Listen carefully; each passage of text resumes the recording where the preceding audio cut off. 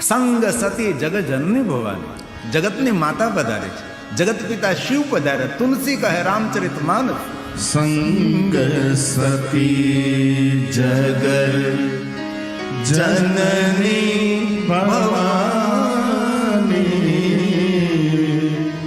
પૂજે ઋષિ અખિલેશ્વર જાની, પૂજે ઋષિ અખિલેશ્વર જાની. જગતના રચયિતા ભગવાન શિવ છે, મારા આંગણે પધાર્યા છે. ખૂબ આનંદ થાય છે, ઉત્સાહ છે. સુંદર સ્વાગત કર્યું છે, આશ્રમમાં આવ્યા છે. સુંદર આસન પર બિરાજમાન ભગવાન શિવ અને સતી. ભગવાન મહાદેવે કહ્યું, કુંભજી, મને ભગવાન રામની કથા સાંભળવી છે. કુંભજ ઋષિ કે ભગવાન કથાના રચયિતા આપ છો, અત્ર વક્તા મહાદેવ, તમે જ કથા કહેવામાં પૂર્ણ નિપૂર્ણ છો ભગવાન. પણ આપ મને જો અવસર આપતા હોય તો મારી વાણીને પવિત્ર કરવા માટે ભગવાન જરૂર હું ભગવાનની કથા કહીશ. અને આપ જેવા કથા સાંભળનાર શ્રેષ્ઠ શ્રોતા મળે તો વક્તાનું મોટું ભાગ્ય છે. અને વક્તાનું એ જ મોટું ભાગ્ય હોય છે, કોઈ સારા શ્રોતાઓ, સમજનાર અને જે કહે તે અનુસરણ કરનારા શ્રોતા મળે છે. એ કથા કહેનાર વક્તાનું મોટું ભાગ્ય છે. અને તમારા સૌની ઉપસ્થિતિ એ મારું ભાગ્ય છે. કથા તો સુંદર સુંદર વક્તાઓ કહી શકે છે, પણ કથા સાંભળનાર જ્યારે એમને યોગ્ય શ્રોતા મળે છે ત્યારે વક્તા હંમેશા ખીલતો રહે છે. અને ભગવાનની કૃપા તો એ રહી કે પહેલે દિવસે તે આજ સુધી એક પણ દિવસ આપણો કોઈ પણ પ્રકારે ડિસ્ટર્બ ન થયો. અને સાંગો પાંગ ભગવાન મહાદેવની કથા આપણે 9મે દિવસે કરી રહ્યા છીએ. અને એ પણ મને જયેશભાઈને અપેક્ષા નહીં હતી કે આપણે 9મા દિવસે આટલી મોટી સંખ્યામાં ભાઈઓ બહેનો વડીલો તમે ઉપસ્થિત રહેશો. પણ આપ સૌની ઉપસ્થિતિને બહુ હૃદયથી હું પ્રણામ કરું છું, હૃદયથી બિરદાવું છું. આપ સૌની ઉપસ્થિતિ કથા મંડપની દિવ્યતા છે, કથા મંડપની શોભા છે, કથા મંડપની સુંદરતા છે. અને તમે સૌ ઉપસ્થિતિને કથા મંડપની સુંદરતા જેવી વધારી એવી સુંદરતા મારા મહાદેવજી આપને આપના પરિવારને વધારે એવી શંકર ભગવાનને હૃદયથી હું પ્રાર્થના કરું છું. આ યજ્ઞ છે આપણો, 9 દિવસનો યજ્ઞ કર્યો, ભગવાનનું નામ લીધું, કેટલું કેટલું સાંભળ્યું આપણે, જીવનમાં કેટલું કેટલું આપણે હવે અનુસરણ કરીએ એ આપણા ઉપર આધાર છે. કુંભજ ઋષિ કહે છે, પ્રભુ સાંભળો, હું તમને કથા કહું. એક પછી એક પ્રસંગ, એક પછી એક પ્રસંગોનું સુંદર વર્ણન કરવા લાગ્યા છે કુંભજ ઋષિ. અને ભગવાન મહાદેવજી બહુ જ આદર અને ધ્યાનપૂર્વક ભગવાનની કથાનું શ્રવણ કર્યું છે. અને કથાનું શ્રવણ કરતા તુલસીએ કહ્યું છે કે ભગવાન મહાદેવ કહે છે, સુખ નહીં પરમ સુખની અનુભૂતિ થવા લાગે છે. ભગવાનની કથા સુખ ના આપે, પરમ સુખ આપે, જે સુખનો કોઈ વિરામ ન હોય, જે સુખનું કોઈ વર્ણન ન કરી શકે. અને માણસનો સ્વભાવ છે સુખ શોધવા માટે ખોટી જગ્યાએ ભટકી રહ્યો છે. બહુ દુઃખી હોય તો માણસ એ દુઃખમાંથી મુક્ત થવા માટે કોઈ બીડી પીવે, કોઈ બીજું ત્રીજું પીવે. દુઃખને ભૂલવા માટે કોઈ દીવ દમણ ગોવા પહોંચે, ખોટી જગ્યાએ પહોંચે છે. પણ બહુ હૃદયથી કહું છું, જીવનના અસહ્ય દુઃખો હોય, એ દુઃખોને ભૂલવા હોય તો ભગવાનનું ભજન કરું. તમારો ભજન રામ કો પાવે, જન્મ જન્મ કે દુઃખ બિસરાવે. ભગવાનનું ભજન કરવાથી જીવનના દરેક દુઃખો ભૂલાવા લાગે છે. તેથી ખૂબ ભજન કરજો, ખૂબ ભજન કરજો. ધીરે ધીરે ધીરે તમને પોતાને ખ્યાલ આવવા લાગશે કે ભજનનો કોઈ પ્રભાવ પડી રહ્યો છે. આપણા પર આપણી માનસિકતામાં કંઈ અસર થઈ રહી છે. હલતા ચાલતા, બેસતા ઉઠતા, ખાતા પીતા, ઊંઘતા જાગતા, ઘરમાં વનમાં સ્મશાનમાં, કોઈ પણ અવસ્થામાં, પવિત્ર અવસ્થામાં, અપવિત્ર અવસ્થામાં, બિસ્તર પર સૂતા સૂતા, કોઈ પણ સમયે નિરંતર પરમાત્માનું ભજન કરો. જે તમારા ઈષ્ટ ભગવાન હોય, જેને તમે માનતા હો. હું તો મહાદેવની કથા કહું એટલે મહાદેવ માટે જ હું બોલતો રહું. પણ આપણા માટે રામ કાંઈ ઓછા નથી, કૃષ્ણ ભગવાન કંઈ કમ નથી.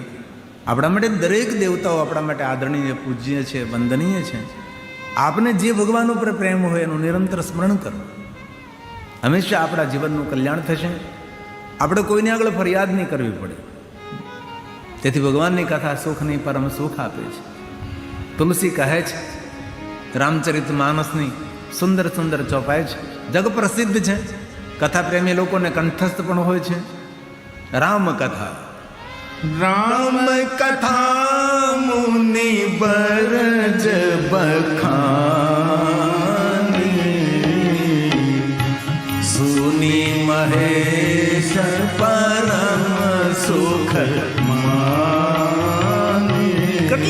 વાત છે. બોલીએ સાથ में राम कथा मुनि परज बखानी सुनी महेश परम सुख मानी. श्री राम जय राम जय जय राम. बोलिए साथ में श्री राम जय राम जय जय राम. श्री राम जय राम जय जय राम. साथ में बोलिए, आवाज निकालिए. श्री राम जय राम जय जय राम. जोर जोर साथ में. श्री राम जय राम जय जय राम. श्री राम जय राम जय जय राम. જે માનવ નિરંતર રામ નામનું કીર્તન કરે છે તેના રક્તકણો ગંગા તુલ્ય બને છે. તેના જીવનમાં કોઈ હતાશા ના આવે, કોઈ નિરાશા ના આવે, કોઈ ઉદાસીનતા ના આવે. તેથી ભગવાનનું ભજન જીવનમાં અમૃત છે. પરમાત્માનું ભજન અમૃતનો વરસાદ છે. તેથી કીર્તન કરવામાં આળસ નહીં કરવું, કીર્તન કરવામાં બગાસા નહીં ખાવા. અહીંથી મને બહુ નથી દેખાતું પણ થોડું થોડું દેખાય છે. આટલું મોટું બગાસું ખાય પણ મને એમ થાય જ્યારે બગાસું ખાય ને ત્યારે આના મોઢામાં ચૂરમાનો લાડુ આપી દેવો જોઈએ. આળસનું પ્રતીક છે. તમારી તંદુરસ્તી નથી એમનું એ સાક્ષાત એ સાઇન કરે છે બગાસું. અમે જ્યારે ભણતા ને ત્યારે અમારા સાહેબ જો વાળી જાય ને બગાસું ખાતા તો ક્લાસની અંદર અમને મારતા. સાહેબને વાળતા બગાસું ન ખવાય ક્લાસની અંદર. અને આપણી નિશાળમાં તો બગાસાય ખવાય ને ઝોલાય ખવાય. આપણે અહીંયા છૂટ બધી છે. તેથી બહેનોનો અવાજ તો મને સંભળાય છે, ભાઈઓનો અવાજ પણ મને થોડોક સંભળાય એવી પ્રાર્થના છે. ગગનચુંબી સુંદર દિવ્ય વાતાવરણ છે. ભગવાન મહાદેવની કૈલાસની ગોદમાં બેઠા હોય એવી સુંદર દિવ્ય ભૂમિ છે. ભૂષ્મેશ્વર મહાદેવનું સુંદર સાનિધ્ય મળ્યું છે. આટલી સુંદર મહાદેવની કથાનું આયોજન જયેશભાઈ અમૃતભાઈ પરિવાર દ્વારા કર્યું છે. ભોજન આપણી રાહ જોવે છે. કેટલી સુંદર દિવ્યતાથી ભરપૂર છે. તમારી તાલીને ખૂબ હૃદયથી મારા પ્રણામ. તાલમાં તાલમાં પાછું વખાણ કરો એટલે ભાગો નહીં તમે, અમારી સાથે રહો હે ને. आइए भाव से और आदर के साथ. श्री राम जय राम जय जय राम. बोलिए साथ में. श्री राम जय राम जय जय राम. आवाज निकालिए. श्री राम जय राम जय जय राम.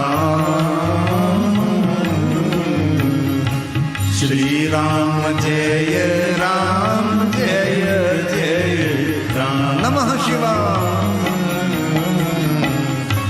नमः शिवाय ओम नमः शिवाय. सागर धन्यवाद बेटा. हर हर बोले नमः शिवाय. बोलिए साथ में. नमः शिवाय ओम नमः शिवाय. हर हर बोले नमः शिवाय. हर हर बोले नमः शिवाय. हर हर बोले नमः शिवाय.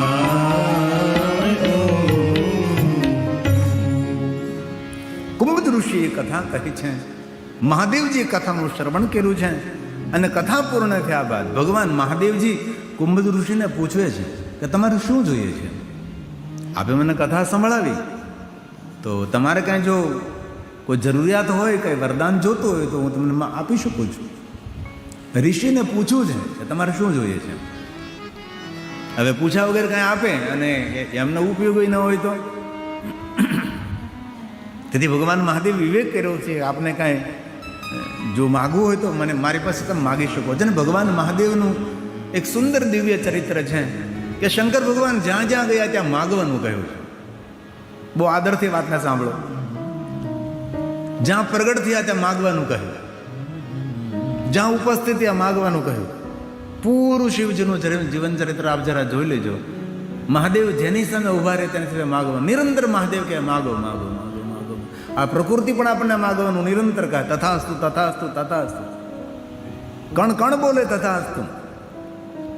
વૃક્ષના પર્ણ બોલે તથાસ્તુ. ગગન બોલે, અગન બોલે, આકાશ બોલે, પાતાલ બોલે, સરિતા સમંદર બોલે, ફૂલ બોલે, ફૂલો કી સુગંધ બોલે. માગો માગો તથાસ્તુ તથાસ્તુ. તેથી સારો વિચારજો. નિરંતર ભગવાન કહે તથાસ્તુ. આપ જે વિચારો એ થાય, આપ જે બોલો એ જ થાય. એવું ભગવાન નિરંતર કહે છે. તમે જે વિચારો એ થાય, તમે જે બોલો એ થાય. તેથી આજથી આપણે સૌએ દ્રઢ સંકલ્પ લેવાનો છે. કોઈ નબળો વિચાર નહીં, કોઈ નબળી વાત નહીં, કોઈ નબળો શબ્દ મુખમાં નહીં. અને ભૂલથી ગાળી તો બોલવાની જ નથી, ભૂલથી પણ નહીં બોલવાની. કે દક્ષિણ ગુજરાતમાં ઘણા લોકોને આદત છે વાત વાતમાં ગાળ બોલે, રમતા રમતા ગાળ. ભાઈઓ તો ઠીક છે, બહેનો ઠપકારે. આવું હોય, આવી આપણી ભાષા હોય. જ્યારે આપણે ગાળી બોલીએ છીએ, ગાળ બોલીએ છીએ ત્યારે પગ નખથી મસ્તક શિખા સુધી આખું શરીર એ ગાળ જેવું અપવિત્ર થાય. જે પ્રકારની ક્વોલિટીની બોલો છો તમે એ પ્રમાણે. મારે એથી પ્રયોગ તો ન જ કરાય, ભૂલથી પણ ન કરે. જે પ્રમાણે તમે બોલો છો એવું શરીર આખું ખરાબ થાય આપણું. એક એક રક્તકણ ખરાબ થાય, કંઠ ખરાબ થાય, જીભ ખરાબ થાય, ઓઠ ખરાબ થાય. ત્યારે વાતાવરણ પણ ખરાબ થાય ને વ્યવહાર પણ આપણો ખરાબ થાય. તેથી આજથી દ્રઢ સંકલ્પ કરવાનો છે. પાક્કું? હા કે ના? હા. એક પણ ગાળી નહીં બોલવાનું. સામેનો માણસ બોલે બોલે, આપણે નહીં બોલવાનું. એક ગાળ બોલીએ, જે પ્રકારની બોલો એ પ્રમાણે આખું શરીર આપણું ગંદુ થાય. ને એક રામનું નામ કે એક શિવનું નામ બોલો તો શિવતુલ્ય આપણું પૂરું શરીર નિર્માણ થાય. રક્તકાણ અણુ અણુ, એક એક રૂવાડું. તેથી મહાદેવ નિરંતર કહે તથાસ્તુ તથાસ્તુ તથાસ્તુ. આપ કહો એમ જ થશે, આપ કહો તેમ જ થશે. તેથી સારું વિચારવું, સારું બોલવું. તેથી મહાદેવનું સુંદર ચરિત્ર છે કે મહાદેવ હંમેશા સૌને કહે માગો માગો માગો માગો. ધ્યાન દીજીએ, માગો માગો માગો માગો. પણ પૂરા શિવજીના ચરિત્રમાં એક પણ કથા એવી નથી કે ભગવાન મહાદેવે કોઈની પાસે કહ્યું મને કંઈક આપો. એક પણ કથા તમને એવી નહીં મળે કે ભગવાન મહાદેવ કોઈ પાસે માગવા ગયો. વિશ્વના દેવતાઓ ભગવાન મહાદેવ પાસે માગવા આવે છે, પણ મહાદેવ કોઈ પાસે માગવા ગયો નથી. જે બીજા પાસે માગે નહીં એ જ હંમેશા મોટો થઈને પૂજાય છે. બીજા પાસે માગવાથી આપણે બહુ નાના દેખાય. આપણને ઘણી વાર આદત હોય માગવાની જેની તેની પાસેથી. અને ઘણા માણસો તેવા હોય ને, આપણે ખાલી તેને મેં થોડુંક હસ્યા હોય ને તો એવું ઉછીના પૈસા માગે. એને બોલાવ્યો હોય ન થાય. વ્યવહાર તો કેમ રાખવો, તેની સાથે મિત્રતા તો કેવી રીતે કરવી. તે ત્યાંથી દ્રઢ સંકલ્પ કરવાનો, કોઈને આગળ માગવું નહીં. મહાદેવનો મોટામાં મોટો સંદેશ છે, શંકર ભગવાન કોઈ દિવસ કોઈ આગળ માગતા નથી અને દરેકને આપતા રહે છે. તેથી રામચરિત માનસમાં કહ્યું ઋષિ પૂછી. ઋષિને પૂછવું છે તમારે કઈ જોઈએ છે? ऋषि पूछी हरि भगति सुहाई, कही शंभु अधिकार पाई. ऋषि पूछी हरि भगति सुहाई, कही शंभु अधिकार पाई. ऋषि पूछे हरि भगति सुहाई, कही शंभु अधिकार पाई. ऋषि पूछे हरि भगति सुहाई, कही शंभु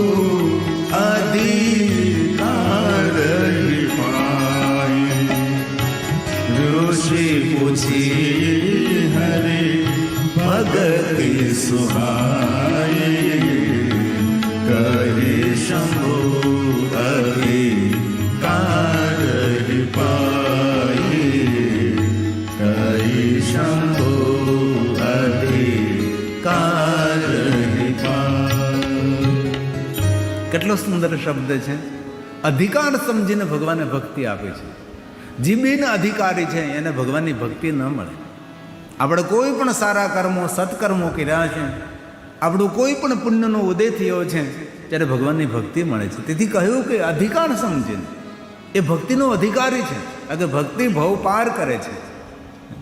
તેથી ભગવાને અધિકાર જોઈને કુંભજ ઋષિને ભક્તિનું દાન આપ્યું છે. અને જેટલા જેટલા ભગવાનના ભક્તો થયા છે તેને ભગવાન પાસેથી ભક્તિ માગે છે. આપણે તો કોઈ ભક્તિ માગતા જ નથી. ભક્તિ એટલે ભગવાનના ચરણોમાં અનુરાગ, બિનશરતી શરણાગતિ, ભગવાનના મહાદેવના ચરણોમાં સંપૂર્ણ સમર્પણ, આને ભક્તિ કહેવાય છે. કોઈ રાવ નહીં, કોઈ ફરિયાદ નહીં, સુખ મળે દુઃખ મળે હંમેશા હસતો રહે છે. કોઈની સામે ન રડે ન રોદડા રોવે, ન આંસુ પાડે. બીજાને સામે જ્યારે આંસુ પાડતા હોય ને ત્યારે બહુ નાના દેખાય આપણે. ભગવાને સુંદર આપણે જીવન આપ્યું છે, શા માટે કોઈને આગળ નાના દેખાવું છે? ત્યાંથી બધાએ દૃઢ સંકલ્પ કરવાનો છે. દુઃખના ડુંગરા તૂટી પડે, ગમે એવડું મોટું દુઃખ હોય, હિમાલય પહાડ જેવડું દુઃખ હોય, અંત તો બરફનું પીગળી જશે, જતું રહેશે. થોડી ધીરજ રાખો, ધૈર્ય રાખો, ભજન વધારો, સ્મરણ વધારો, મૌન રહો, એકાંતમાં રહો, સહન શક્તિ કેળવો. તેથી કોઈ દુઃખમાં ડગમગવાનું નથી. અને જ્યારે દુઃખના દિવસો હોય ત્યારે કોઈની સામે આંસુ પાડવાના નથી. દુઃખની વાતો જેને તેને કહેવાની નથી. એ દુઃખ સહન ન થાય, ભગવાનની આગળ દીપ પ્રજ્વલિત કરીને, અથવા તમારા ગામમાં સુંદર શિવાલય હોય, મહાદેવને કહેવાનું, ભગવાન આજ ગંગાજલનો અભિષેક નહીં કરું, હું તને જલનો અભિષેક નહીં કરું, આજ હું તને મારા આંખના આંસુનો અભિષેક કરીશ. ભગવાન મારી અરજને સાંભળજો. અને ભગવાન મહાદેવ એક દેવ એવા છે, જીવનના દરેક દુઃખોમાંથી શંકરજી મુક્ત કરી શકે છે. કોઈ દુઃખ એવું નથી જે દુઃખમાંથી ભગવાન આપણને ન છોડાવી શકે. ઋષિમુનિઓને કંઈ દુઃખ પડે, મહાદેવની ચરણોમાં બેઠા રહે. દેવતાઓને કાંઈ તકલીફ થાય, દુઃખ પડે, મહાદેવની પાસે જાય. શિવજી દરેકના દુઃખોને દૂર કરનાર જ. અને દુઃખોની અવધિ બહુ લાંબી ન હોય, પણ જ્યારે દુઃખો પડે ત્યારે ભગવાનનું ખૂબ ભજન કરો. જેની તેની પાસે, મારા જેવા પાસે નહીં જવું, દોરા ધાગામાં મોરની પીછી ફેરવવાની નહીં, એ બધું દૂર રહેવાનું છે. આપણે આ દુનિયામાં કોઈ પાસે એવો ચમત્કાર નથી ભાઈ કે ચમત્કારથી તમારા દુઃખને દૂર કરી શકે. કોઈ જગ્યાએ ભટકવાની જરૂર નથી, કોઈ જગ્યાએ ચમત્કારીઓ પાસે જવાની જરૂર નથી. આ પૂરું બ્રહ્માંડ એક ચમત્કાર છે. સૂર્ય ચમત્કાર છે, ચંદ્ર ચમત્કાર છે, આટલો મોટો સમંદર એ ચમત્કાર છે. સુંદર બીજ વાવો છો, અંકુરિત થાય છે, નાનકડો છોડ થાય છે, એમાંથી મોટું વૃક્ષ થાય છે, ફૂલ આવે છે, ફળ આવે છે, ફળમાં રસ આવે છે, આપણને જીવન આપે છે. આનાથી મોટો ચમત્કાર કેવો હોઈ શકે છે? તે કોઈ ચમત્કારીઓ પાસે જવું નહીં. ગામડે ગામડે તમારી રાહ જોઈને બેઠા હોય છે, તમારા મનમાં વહેમ કરી દેશે કે આમ છે ને તેમ છે ને, કાં સગા સંબંધીઓ પ્રત્યે કોઈ અણબનાવ કરી દેશે કે આ તમારા પાડોશી છે ને તેને તમારા ઉપર કંઈ કર્યું છે જાદુ. કોઈના ઉપર જાદુ કરવાથી કાંઈ થતું નથી ભાઈ. આપણા થોડા નબળા કર્મો હોય તો એનું ફળ ક્યારેક મળતું હોય તો આપણે શાંતિથી સહન કરી લેવું. બાકી કોઈ તમને સુખી ન કરી શકે, કોઈ તમને દુઃખી ન કરી શકે. સુખ અને દુઃખ આપણા કર્મોનું ફળ હોય છે. તેથી કોઈ દિવસ કોઈ ચમત્કારની દુનિયામાં જવું નહીં, ચમત્કારોમાં પડવું નહીં, તેવી હૃદયની પ્રાર્થના છે. હવે જો ચમત્કારીઓનું સાચું હોય આ દુનિયામાં, તો કોરોનામાં બધા ચમત્કારીઓ ક્યાં ગયા હતા? કોરોનામાં આપણી રક્ષા કોને કરી? ડૉક્ટરોએ કરી. વેક્સિનની શોધ કરી, મહિનાઓ સુધી પ્રયોગ કર્યા, ત્યારે વેક્સિનની શોધ થઈ અને આપણને સૌને જીવતા રાખ્યા. ભગવાનનો આભાર તો માનો કે એટલો મોટો કોરોના કાળ ગયો અને આપણે હજી જીવતા છીએ. આપણે નજર સામે લોકો કેટલા જતા રહ્યા, મોટા મોટા ધુરંધરો બધા જતા રહ્યા. આપણને ભગવાને જીવતા રાખ્યા. શા માટે જીવતા રાખ્યા? કલવાડામાં કથા સાંભળવા માટે, હે ને? ભગવાનનું ભજન કરવા માટે. ભગવાન જીવન આપજે. બહુ સમય પહેલાં હું એક દ્રષ્ટાંત આપતો, ઘણા વર્ષોથી મેં નથી આપ્યું. એક દાદા બીમાર પડ્યા, ભગવાનના ભક્ત તો ખરા જ, તો છોકરાઓ બહુ ડાયા, એટલે સેવાભાવી છોકરાઓ બધાએ.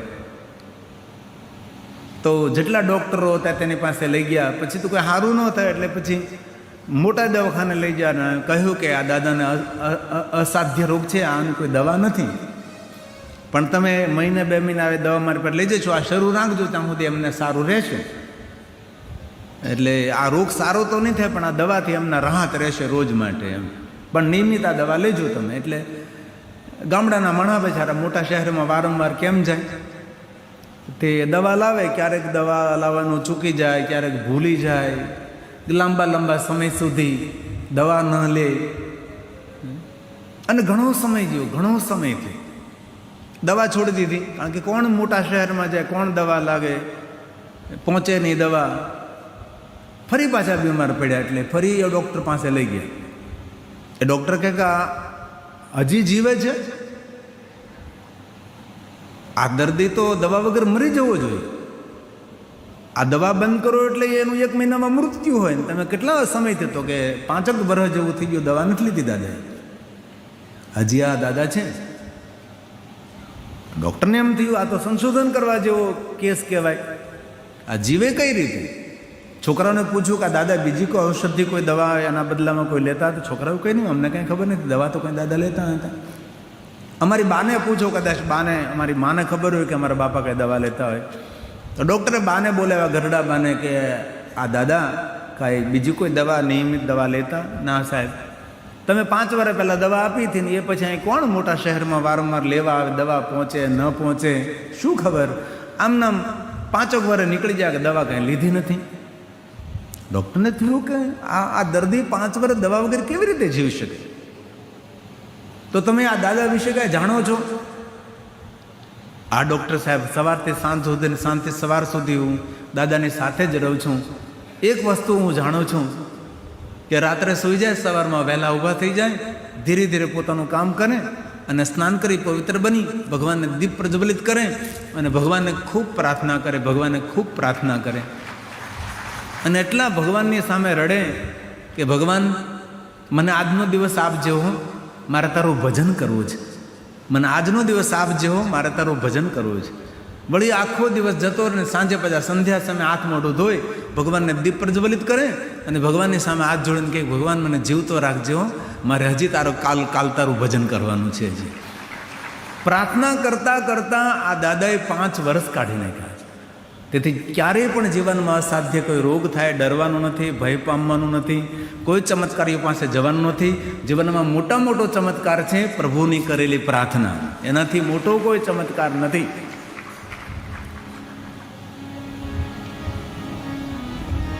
અધિકાર સમજીને ભગવાને ભક્તિ આપી છે. થોડા દિવસો માટે ભગવાનને રોકાણ કર્યું છે. શા માટે? કારણ કે સાધુ પુરુષ, સજ્જન પુરુષની સાથે રહેવાથી ઘણું બધું શીખવા મળે, ઘણું બધું જાણવા મળે.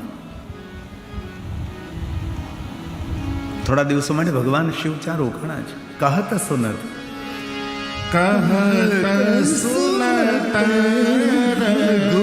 રઘુપતિ ગુણ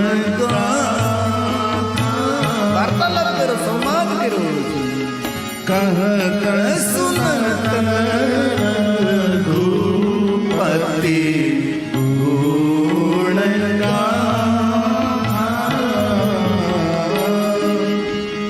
કछु દિન રહે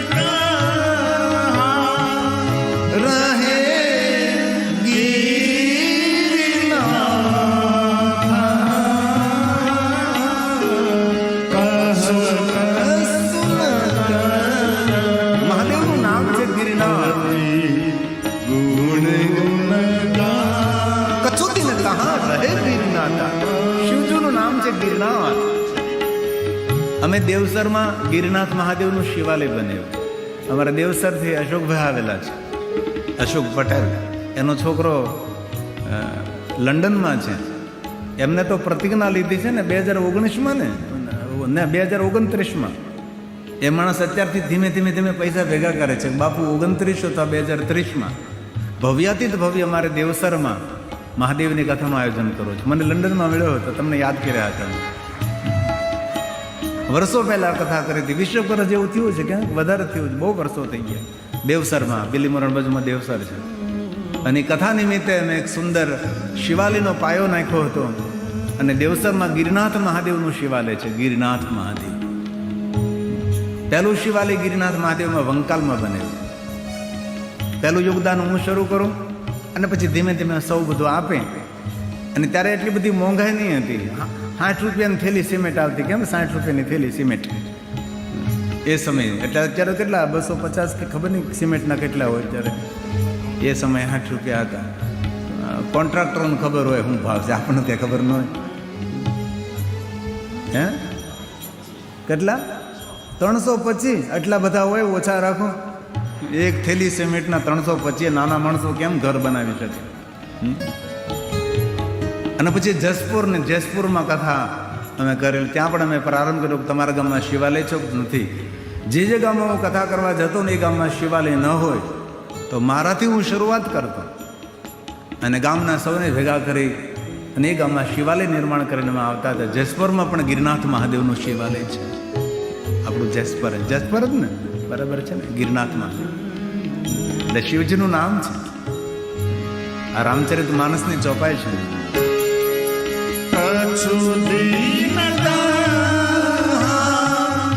રહે ગિરનાથ કછુદીન રહે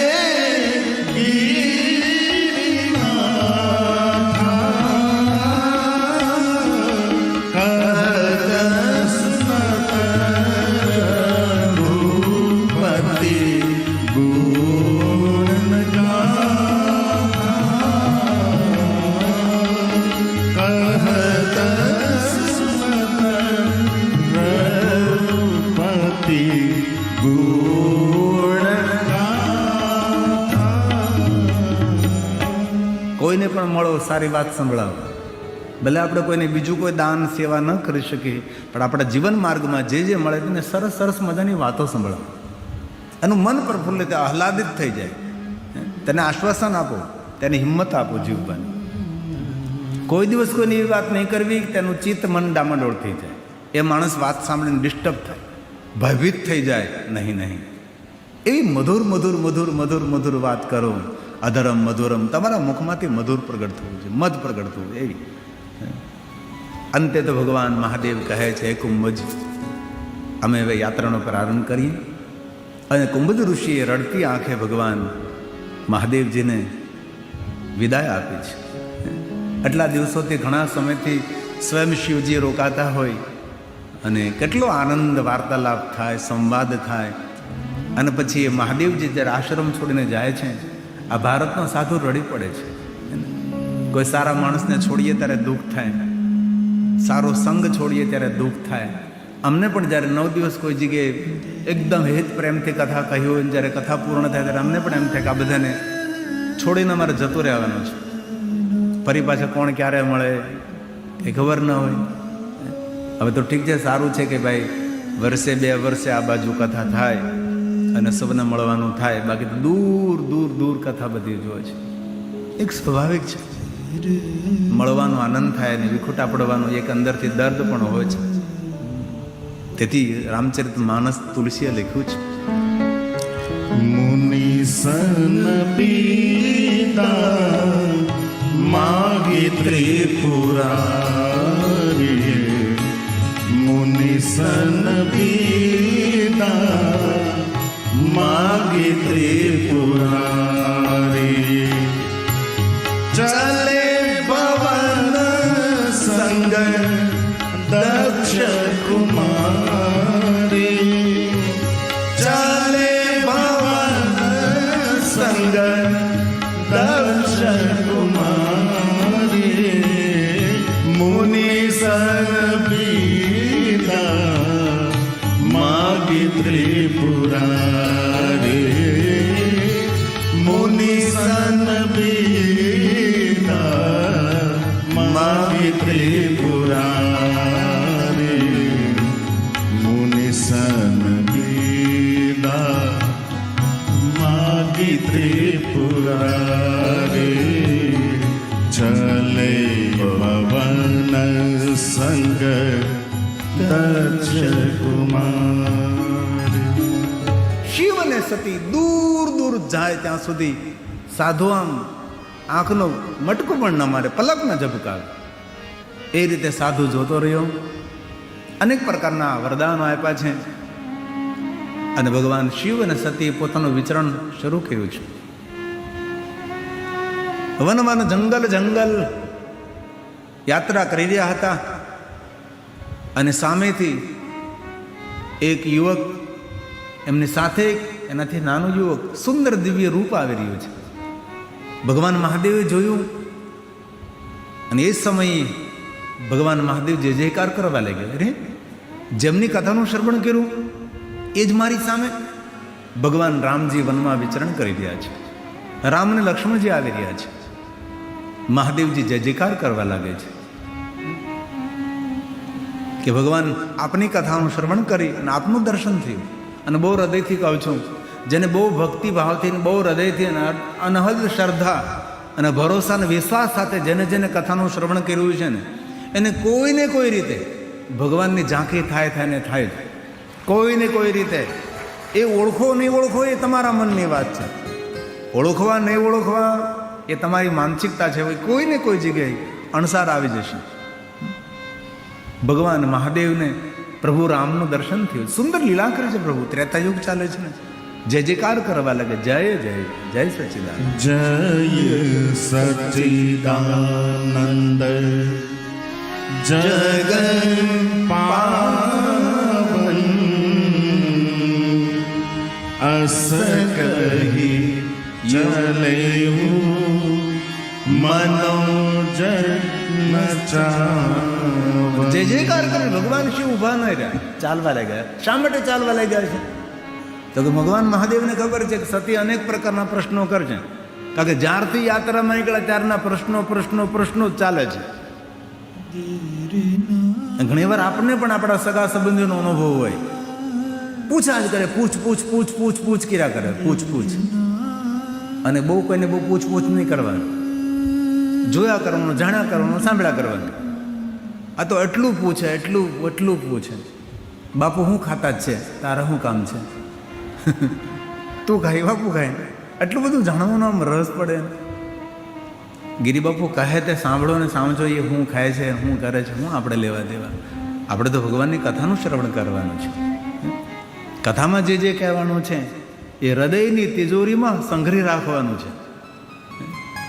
ભીડ પડે એ વાતો બધી કામમાં આવે છે. કથામાં ત્યાં સાંભળ્યું તો હવે આ ખરેખર આ વાતનું અનુસરણ કરવું જોઈએ આપણે. સતીએ પ્રશ્ન કર્યો કે આ કોણ છે?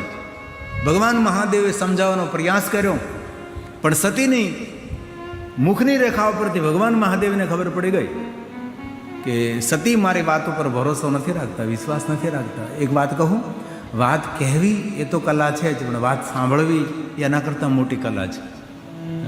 કોઈની વાત સાંભળો ને તો આમ બહુ આદરથી સાંભળો, એની સામે ધ્યાન રાખીને સાંભળો. જો સાંભળવું હોય તો જ એકદમ આદર સાથે વાત સાંભળો. અને કોઈ પણ વાત કરો તો એની વચ્ચે કોઈ વાત કરવી નહીં. વિદેશી લોકોની આદત હોય, કોઈ વાત કરતો ને વચ્ચે કંઈ સોરી કહીને એમની વાત અધૂરી રાખીને પછી પોતાની વાત કરે. અને આપણે તો આડે ધડ એવું ન હોય. એમની વાત પૂરી થાય પછી આપણી વાતની રજૂઆત કરે. ફોનમાં પણ એવું કરાય. આ તો ફોનમાં બગડાટી બોલાવે. હા આપણે બોલી બોલો ને બોલી હા. ફોનમાં આપણે એકબીજાને સાંભળવાનો પ્રયાસ કરો. હારે બોલો થોડું સાંભળવાનું હતું. સતીએ બહુ પ્રશ્નો કર્યા છે. ભગવાન મહાદેવે સમજાવવાનો પ્રયાસ કર્યો, પણ મહાદેવ સમજી ગયા છે કે સતીને મારા વાત ઉપર ભરોસો વિશ્વાસ નથી. મહાદેવજીએ કહ્યું જાઓ પરીક્ષા કરો, પણ વિવેક રાખજો. વિવેક હોય કોનામાં? જેનામાં ભરપૂર સત્સંગ હોય છે. બેનું સત્સંગ વિવેક ન હોય, રામ કૃપા બેનું સુલભ ના સોઈ. સત્સંગ અન્ય સ્થાનોથી ન મળે. સત્સંગ હંમેશા કથામાંથી મળે, ભગવાનના સત્સંગમાંથી મળે, ધર્મ ગ્રંથોમાંથી મળે છે, સાધુ પુરુષોના સંગમાંથી આપણને વિવેક મળે છે. અને જો આપણા જીવનમાં ભરપૂર વિવેક હશે તો દુનિયામાં કોઈ ક્ષેત્રમાં આપણે પાછળ નહીં રહીએ. કોઈ પણ ક્ષેત્ર હોય એની અંદર હંમેશા તમે સફળ થશો. અને જીવનને સુખરૂપ જીવવું હોય તો ખાણીનો વિવેક, ખાવામાં વિવેક રાખવાનો, પીણીનો વિવેક રાખવાનો, ફ્રીજનું ઠંડુ પાણી પણ નહીં પીવાનું. ઠંડા પીણાની વાત તો એક બાજુ જ રહે. ઠંડા પીણા પાચન શક્તિને એકદમ તદ્દન ડેમેજ કરે છે. ફ્રીજનું ઠંડુ પાણી પણ પોઈઝન, જહેર કહેવાય.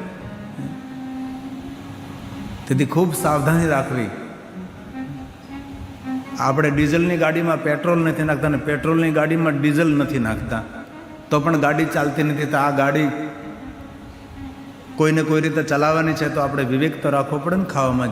જે તે સમયે નહીં ખાવાનું. આપના આરોગ્યનું આપ ધ્યાન રાખો, કારણ કે વર્તમાનમાં આરોગ્ય સૌનું બગડેલું છે. કોઈને કોઈ રીતે કોઈ પીડિત છે. 25-30 વર્ષના 35 વર્ષના દીકરા દીકરાઓની એસિડિટી થાય, શરમ આવવી જોઈએ. ગેસ થાય, શરમ આવવી જોઈએ. આ ઉંમરે 25, 30, 35, 40 વર્ષની ઉંમરે, 50 વર્ષની ઉંમરે તો પાણા ખાવ ને તો પચી જવા જોઈએ. એવું આરોગ્ય હોવું જોઈએ. અને બદલે નાની ઉંમરમાં તમને આવું બધું થવા લાગ્યું. નાની ઉંમરમાં ડાયાબિટીસ થઈ જાય, એન્ઝાયટી થાય, હતાશા નિરાશા થાય, ઉદાસીનતા થાય, તણાવગ્રસ્ત જીવન. અને એક વાત ખૂબ યાદ રાખજો, સવારમાં બહુ ગરમ પાણીથી નહીં નાહવાનું. ખાલી આમ હુંફાળું પાણી હોય, થોડું આમ ઠંડી જાય એટલે એવા પાણીથી નાહવાનું. બહુ ગરમ પાણીથી નાહવાથી માણસ ધીરે ધીરે હતાશ થઈ જાય, નિરાશ થઈ જાય. એટલે અતિશય ગરમ પાણી, ધુમાડા નીકળે એવા પાણીથી નહીં નાહવાનું. ખાસ ધ્યાન રાખવાનું. અને જ્યારે નાવ ત્યારે નખમાં કોઈ જગ્યાએ સાબુ ન રહે તેની કાળજી રાખજો. એનાથી પણ એન્ઝાયટી થાય. આ બધું ભણ્યો છું એના ઉપર. આપણે સરખી રીતે નખ સાફ ન કરીએ તેની અંદર સાબુ રહી જાય, પગની આંગળીઓની વચ્ચે સાબુ રહી જાય તો એ બહુ જ નુકસાન કરે.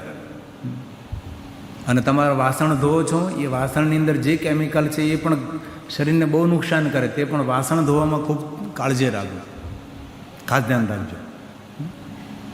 હંમેશા દરેક વસ્તુથી આપણી સાવધાની હોવી જોઈએ. ભગવાને કહ્યું કે વિવેક રાખજો, પણ વિવેક કોનામાં હોય ભાઈ? સત્સંગ હોય તો.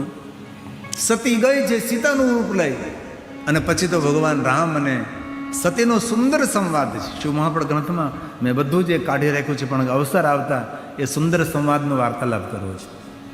કે સતીએ કેટલા પ્રશ્નો પૂછ્યા રામજીને, રામજી તેનું નિવારણ કેવી રીતે કર્યું છે. અને પછી તો પ્રણામ કરીને આવે છે મહાદેવની પાસે, ને મહાદેવે પૂછ્યું કે તમે પરીક્ષા કરી? તો આજે સતી જૂઠું બોલે છે.